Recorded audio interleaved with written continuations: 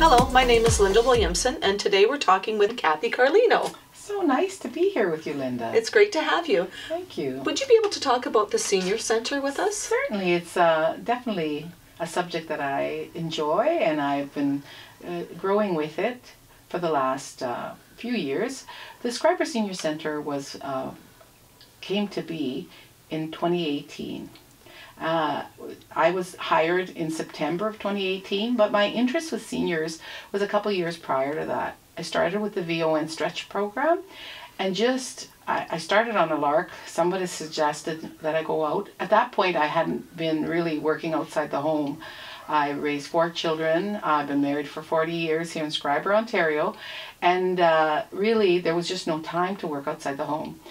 I needed something. Empty nest syndrome had kicked in. My husband works out of town, and so I needed something, and I'd spoken to our rec director, Evan. He was putting together this, initially I'd spoken to someone else about the stretch program, but when I realized how much I enjoyed the seniors, I spoke to Evan, and he said that he was in the process of making this Schreiber Senior Centre come to be.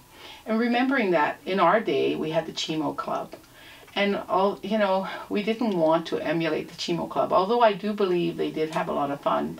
By the time we were adults, it had really just kind of dried up. There wasn't a lot of people going, just a few seniors, and it was sad to see it close, but really it had become obsolete. So here was the challenge. I'm hired, and even my own, the people hiring me asked me, what do you see? What's your vision for the Schreiber Senior Centre? So I started. It's a totally blank slate. I have nothing to go by. We did have an interview at the Terrace Bay Senior Centre. They welcomed us in. Edna Arthur is the person who does my position there.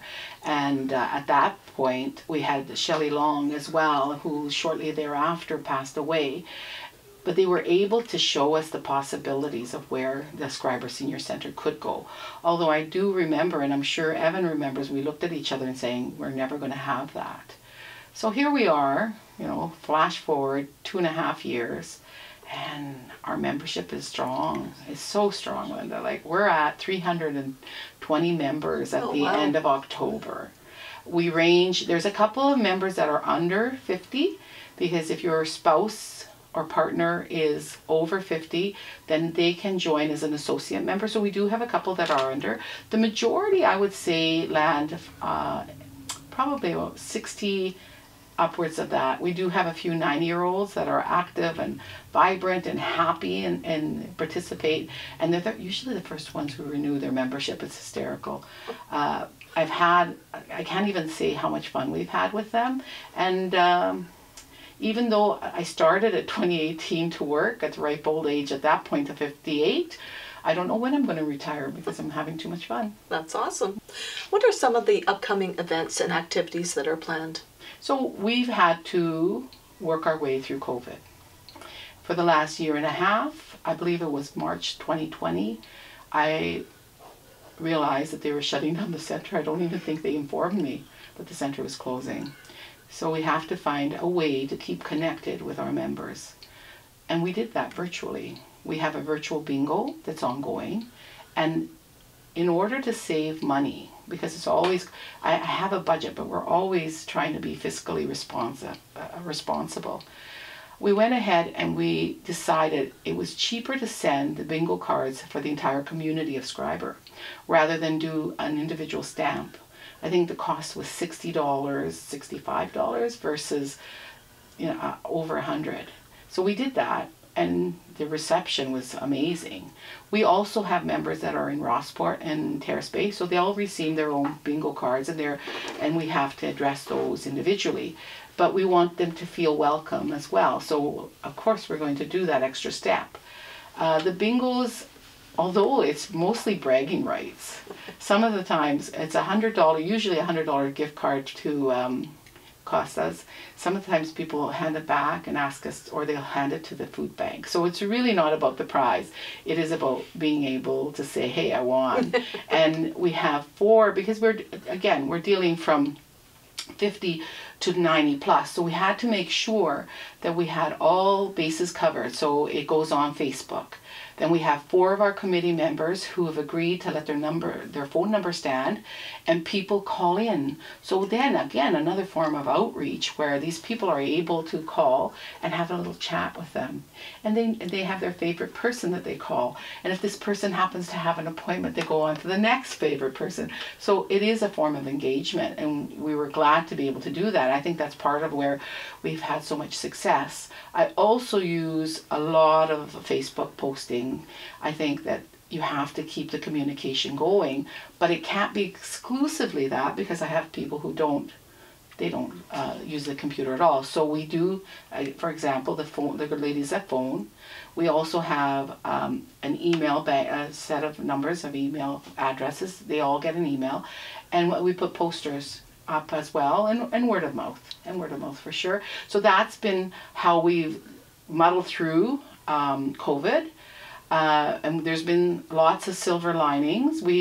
Last year at Christmas, because there was no Christmas party, we were able to have the whole committee took a portion of our members and phoned them individually. You know, we could have sent them a card, but we felt that personal touch was more necessary in those times of COVID. So now we are, 2021.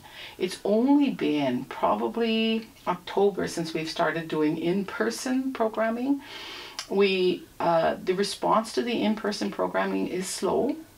Our superhero Rose Speciali is the captain, because that's how I'm one person with limited hours. So for every program, I've had to ask a volunteer from the community, from our membership, to step forward and be the captain. And Rose Speciali, 80 plus, I don't want to reveal her age, but she is just a fireball, and she said yes, she would do it. She loved the floor curling, and so she was probably one of the most strongest programs that have come in person, and has been so well received. There's over 10 of them joining every Thursday, and they talk about it all the time. They're even talking about a little Christmas gathering with this after this program is done.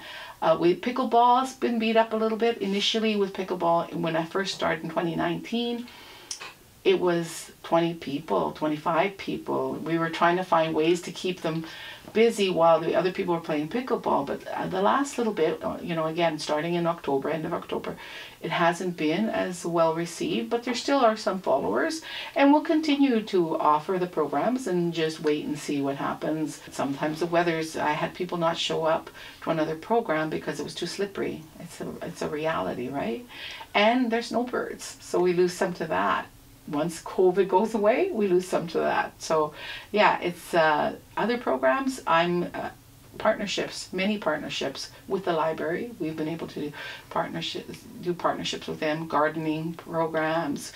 We've done some packages. Last year they were able to, through different funding that we were able to access, we were able to buy grocery hampers twice last year, and it was really well received. With the library, we also purchased iPads, and they're here at the library, and we're able to lend them out. And that takes a lot of pressure. Again, my hours are limited, so the pressure is off, knowing that the staff here at the Schreiber Public Library will be able to handle that. So the partnerships grow in the community. We partner with Costas. They were helpful in getting the different groceries. We try to reach out to the local businesses as much as we can. We've had last Christmas for our bingo, we did a hamper with all certificates from the different businesses in Schreiber, and we're going to do it again this year. So it's been definitely a growing process, where the partnership between Schreiber Senior Centre and TerraSpace Senior Centre is also ongoing. We share ideas. They have a different format. They have a board. We have a committee. They're independently incorporated, whereas we're a committee of council. The Schreiber Township, the Township of Schreiber is who really allocates the money and keeps us in check. Tell me about your committee. Linda, I've been so blessed. Our committee, initially they had asked us to form committees. I think it was part of the mandate for the new councillors. They wanted to make sure they revived some of the existing committees, and of course mine was going to be a brand new committee.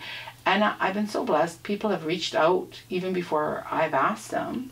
But then I've also been able to ask them, would you help me? I have such a diverse group of committee members. We have a district health nurse, we have receptionists, we have therapists, we have bank managers. They all come from different areas of this world, and they all have something to give when we gather at the table, and they're awesome to work with. They're just awesome to work with. So I don't want to ream off names that I might miss someone, but definitely a really solid committee. That was part of the hardship of COVID. They weren't allowed to come in. Although I never missed a day, I worked a little bit at home. The rest of the time during COVID, we were in office, but it was only staff. And so some of the challenges have been, completing some of these programs without any help. And we found ways to complete it, like, again, the phone calls to the members or the folding of the bingo cards. They would show up at my window as if I was McDonald's, and I would hand them a box of papers and envelopes, and they'd bring them back stuffed and ready to go. Again, when your hours are limited, you have to be creative, and you have to have a solid committee behind you. So yeah, that is definitely something we've been blessed with. We have the max number that we're allowed, because there is a document that we follow. But I'm always, encouraging people to get involved, even if it's not in the committee capacity. I do my best to make people feel welcome and to appreciate what they have to offer us. So can you tell us where the Senior Centre is located?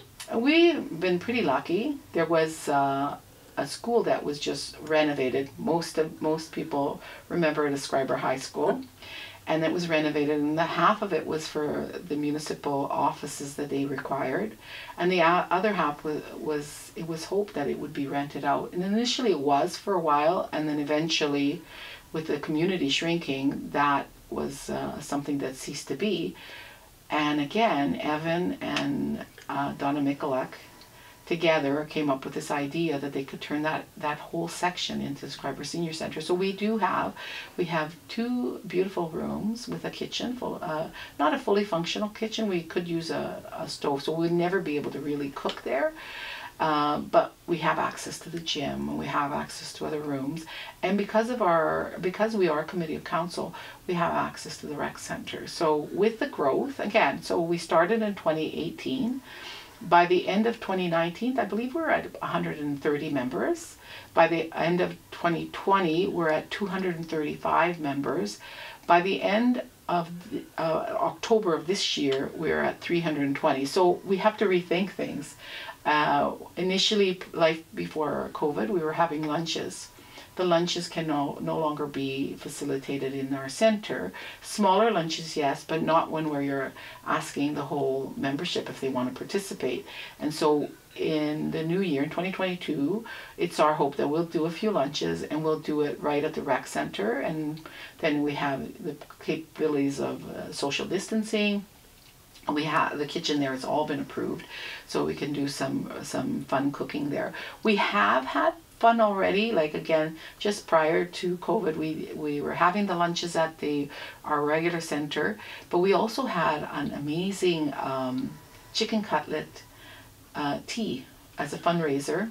And really the money was secondary. We gave a break to the seniors that were members. They were able to come in at a reduced cost. And then we welcomed the rest of the community, and we were making cutlets and French fries, cake for dessert. It was just so well received. They're already asking me, when are we going to do it again?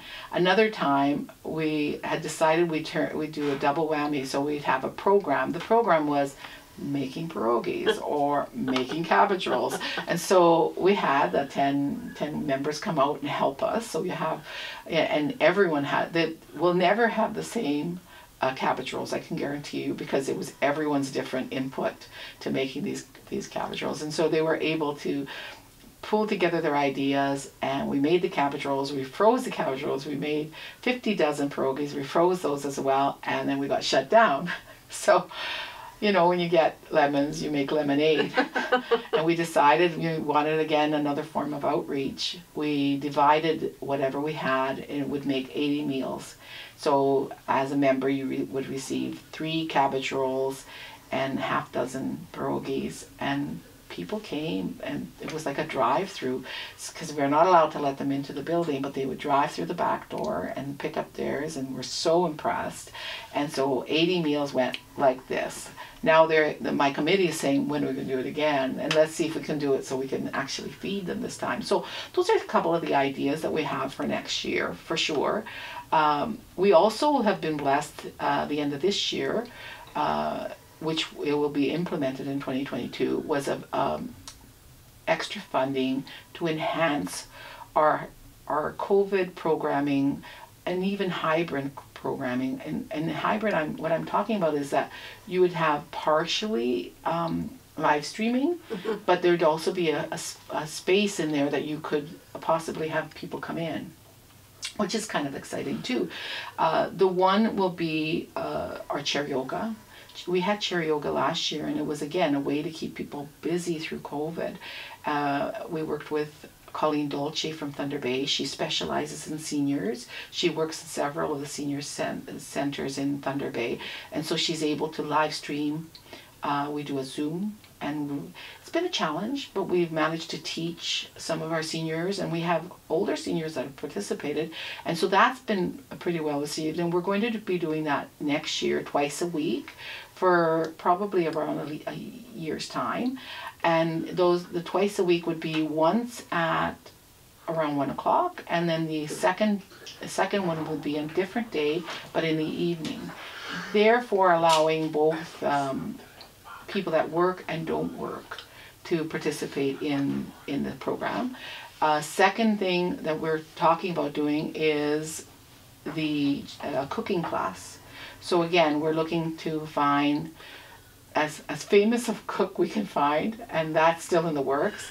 And then we probably would have a few people cooking alongside, and then it would be a virtual as well. We send out the recipe, we send out the ingredient list. They could purchase it and they can do their cooking. Cake decorating is on our list for this particular grant that we're going to do.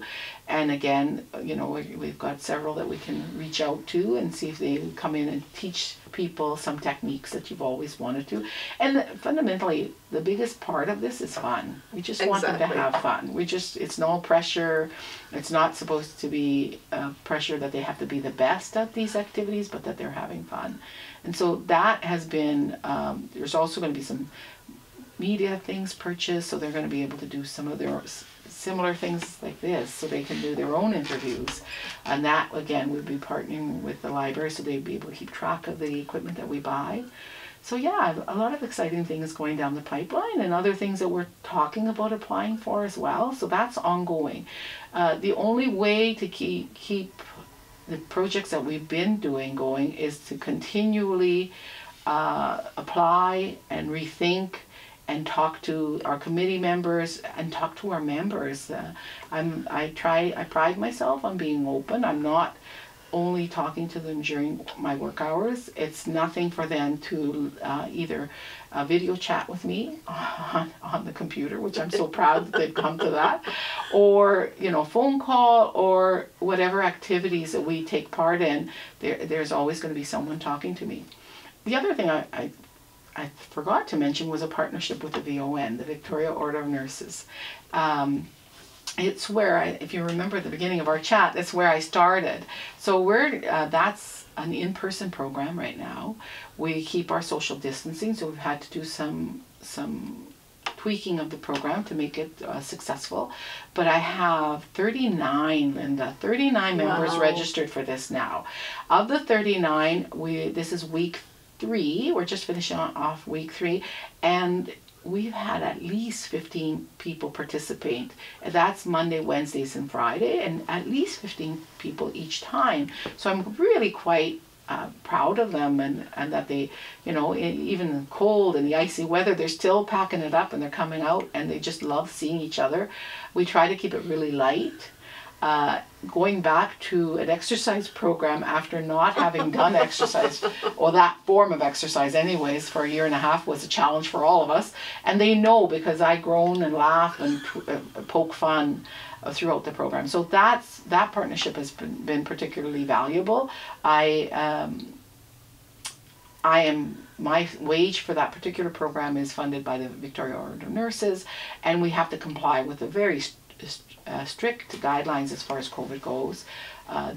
Everyone has to be double vaccinated, including me as the instructor, and we had to show proof of that. And now we're all set up. We're ready to go. I just have to keep tracking. And you think that it's exercise for seniors? Believe me, I participated and I hurt afterwards, because it's muscles, it's things that you don't For sure. And you're starting, I always tell them that you're starting from the top of your head right down to your tippy toes. Yeah. And you're doing, you know, side crunches, squats. It sounds like, oh my gosh.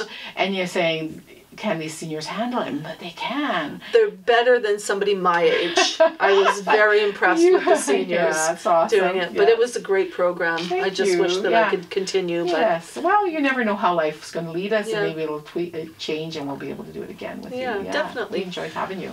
Thank you. Cathy, where do you see the Senior Centre in like 5-10 years? Linda, I've made it my personal commitment just to see growth. Every year I don't take for granted members signing up. Every year I don't take for granted programs and allowing them to become stale. So as long as I'm involved, I'm hoping that we can just continue to grow and to see what other parts of the Senior Centre can be expanded. Depending on what funding restrictions are there, that can be a limitation, but we have, the asset that we have that's so phenomenal is the 320 members and counting. That's what's going to make us go beyond the 5 years and beyond that. And I'm very, very happy that the government recognizes that seniors need a centre like ours, that it's a valuable, it's a gem for Schreiber, Ontario. It really is a gem for Schreiber, Ontario, and I'm very proud to be part of it. And you've done an amazing job. It's a great program, and I'd like to see it continue growing, and I hope more of our viewers will register and become part of the Senior Centre. Thanks so much. I can't wait for my retirement, and then I will be able to participate more. We'll bank on that. We may even have a position for you on our committee, don't you know?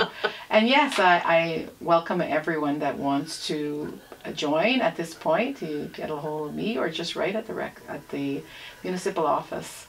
That's great. Thank you for having me here. This has been a wonderful experience. You're welcome. Thank you. And thank you for watching.